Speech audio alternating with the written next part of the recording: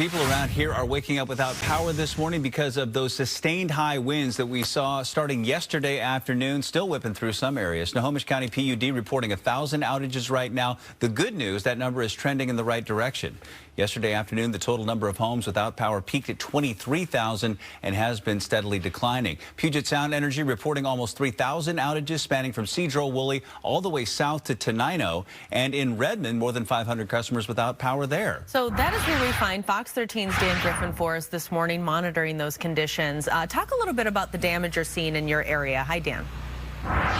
Hey, good morning to you. Yeah, you know what? It really depends on where you go. You can see something as small as this twig right here, which we're seeing on the roadways, by the way, or you can see something as large as this tree that apparently snapped overnight here, landing on some power lines. This is one of those areas in Redmond. It's on Northeast 104th Street, just up from Redmond Middle School, where the tree has fallen. There are some houses who do not have power here. I think at last check, it was about 400, 500 customers impacted in this area when I was checking with Puget Sound Energy. But this is the area that they have blocked off by yellow tape. They don't want people coming through here because they are concerned, obviously, with this tree down on these power lines. Every so often, we've seen Public Works come by just to check on things and see how it's going. And we know that crews want to get out here to get this restored as soon as possible. So right now, this is what people are seeing if they're waking up this morning, maybe going to work, getting out there, getting somewhere that they need to go this morning.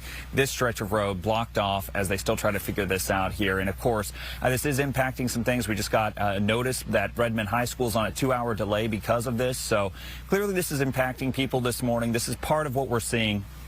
And I will tell you, by far, in our driving around, I think this is probably the worst situation we've come across so far. So, again, Northeast 104th Street, this is not far from Redmond Middle School. This tree down on the power lines. And, of course, wherever you go, you're probably going to find some small branches and twigs down on the road as well. So we'll keep you up to date on conditions this morning. But for now, live in Redmond, Dan Griffin, Fox 13 News.